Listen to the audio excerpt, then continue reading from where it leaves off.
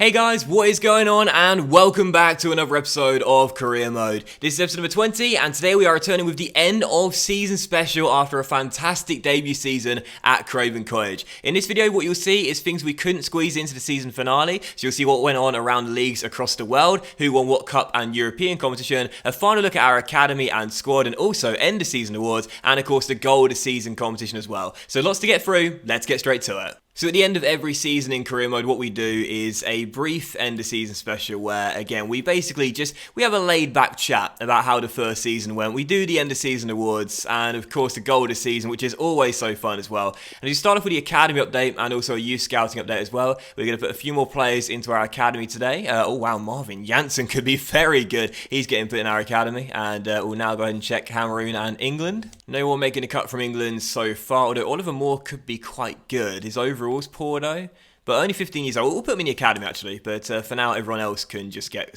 scouted continued. And as for Cameroon, no one just yet, but once again there could be another really good goalkeeper coming from Cameroon. Karuko looks really good, and we'll continue scouting on him for now. But a brief look at the academy for the final time in season 1, and you can see the players currently got right now. We've got two Marvin Janssens from Netherlands, both look really good, both 15 years old. The Janssen twins look really good. Dangbo could be a really good goalkeeper as well, also 15 years old. Christian Dahan, Oliver Moore, and of course Justin DeWitt as well. So one last look at the squad as we end season 1 off, and I'll briefly talk about a few players that stood out this season, including Sergio Rico, of course, 21 clean sheets in 38 games. We're definitely going to try and bring him back next season on a permanent deal after a fantastic first season at Craven Cottage. I also thought as well that Fosu Mensah played really well this season too, on loan from Manchester United. Another player who will consider bringing back permanently next year, as he's also on loan, and I'd love to have this guy here as a permanent Fulham player. Of course, one of the best players this season, and surely the best signing of the season. You'll see that in the end of season awards. James Tarkowski, 21 clean sheets, 38 games, averaging a 7.2 throughout the season. We would be nowhere near as good defensively if it wasn't for Tarkowski and his team. Absolutely brilliant all season long. Sander Berge had a decent debut season for us, 2 assists in 33 games. Not great, but as a defensive midfielder, we signed him primarily to protect the back line, and he did that at 6'5" as well, averaging a 7.3 throughout the season. Only 1 rating overall increase. That was a bit disappointing, but again, not a bad debut season and stuff to improve on.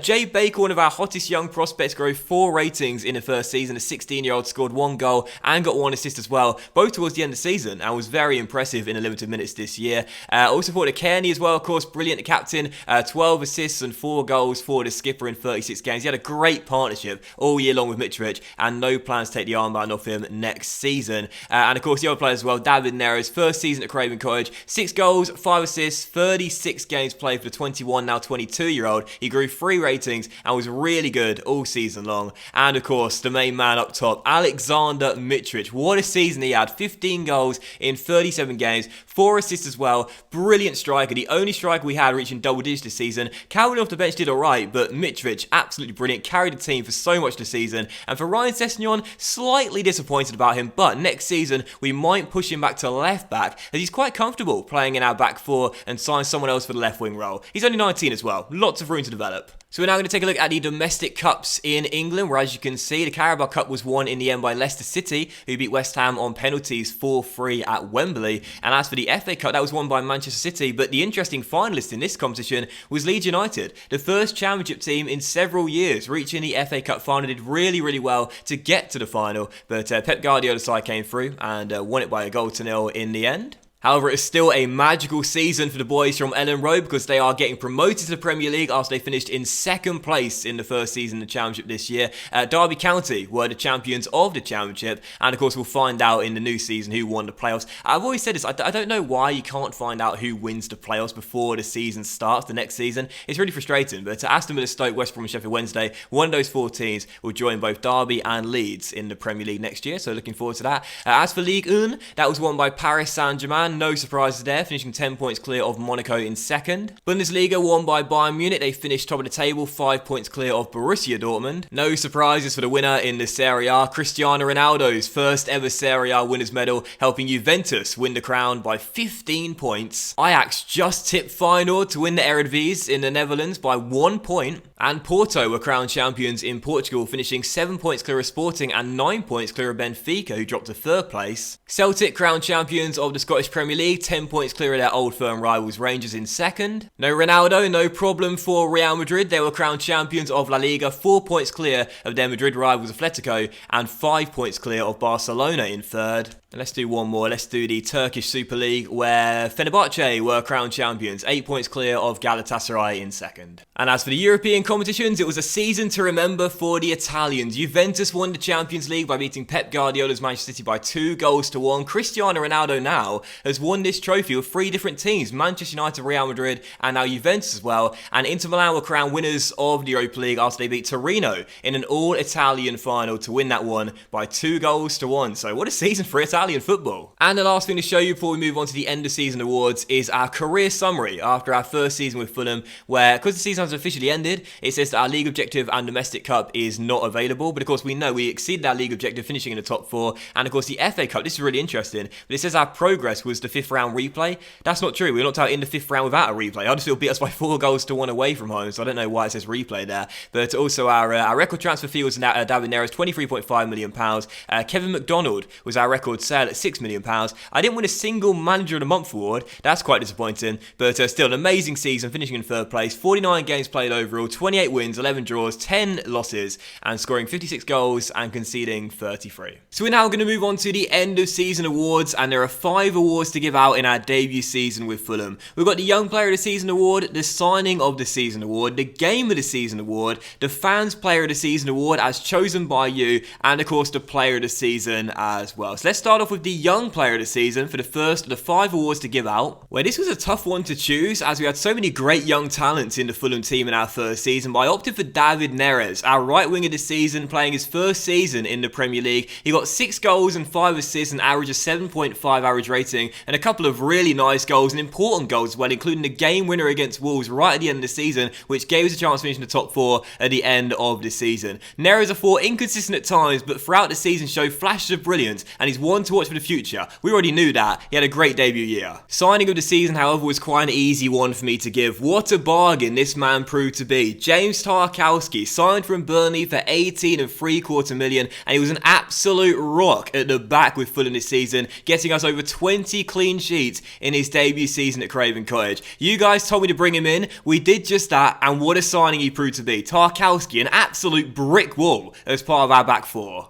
Game of the season was quite tricky. There were quite a few games I could have chosen, a couple of big scouts, but I went for this one, our first ever West London derby victory over Chelsea, as we beat the Blues by 2-1. And after this game, we didn't lose a single game between now and the end of this season. This was the catalyst for our end of season run and helped us finish in the top 4. It was a really dramatic, topsy-turvy game where we popped up with a winner with 40 minutes to go with a cool finish from Zambo. Our first derby victory of the series, and what a memorable win it was. As for the Fans Player of the Season, this award chosen by you guys, oh, this was very tight indeed. It was so close between the top 2. Sergio Rico and Alexander Mitrovic separated by just about 100 votes in total, but Rico just about edged the Serbian to win the Fans Player of the Season, and I think you made the right choice as well. An absolutely brilliant debut season for the Spaniard at Craven Cottage, 21 clean sheets in 38 games, a massive reason as to why we finished in the top 4. But since you chose Rico, I thought I'd choose your runner-up. Alexander Mitrovic is my player of the season, as these two really could have won either award or both of them. Mitrovic this season, 15 goals and 4 assists in 37 games. The only player we had reaching double digits this season for goals scored. And again, don't forget, of only 36 goals scored all season long, Mitrovic had 15 of those. If we didn't have him in our team, we would have scored just 21 goals all season long. The Serbian carried the team for a large duration of the season, and that's why he's my player of the season. So the full list of award winners are on the screen for you right now. Neres winning Young Player of the Season, Tarkowski the Signing of the Season, Fulham 2, Chelsea won the Game of the Season, Mitrovic the Player of the Season, and of course your Fans Player of the Season, Sergio Rico, also getting an award as well. If you disagree with some of the choices, comment what your choices would have been in the comment section down below. And that's it for the end of season awards, where next you'll see the goal of this season competition. And don't forget to stay tuned for this. 5 fantastic goals for you guys to vote for what you believe was our best goal score with Fulham in season 1.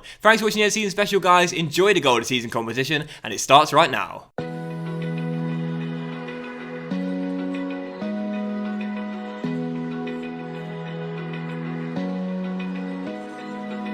Open eye, feel the waves cut through me, hypnotized by the sounds I'm breathing in. Hold tight, chemicals collide. Hold tight, hold tight, hold tight. They got the shot. They got the goal here from a long way out. For his long range shooting, and he didn't disappoint there. From the moment he hit it, you can see he knew it was going in. The goal, wherever you look at it, it was very well taken. The skies, only you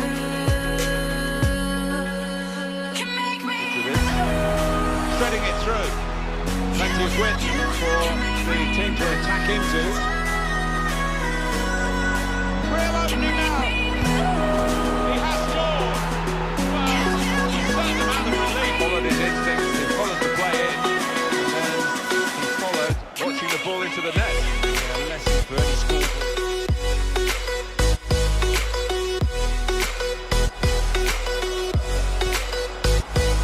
Clever ball.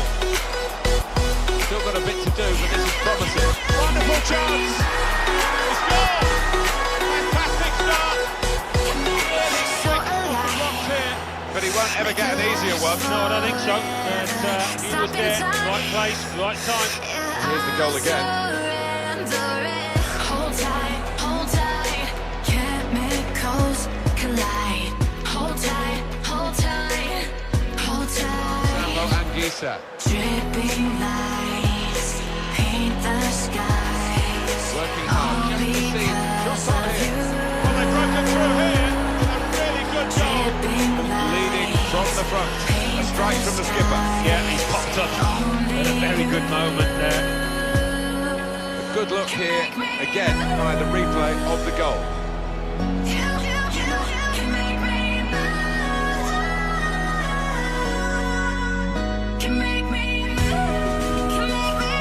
Team level for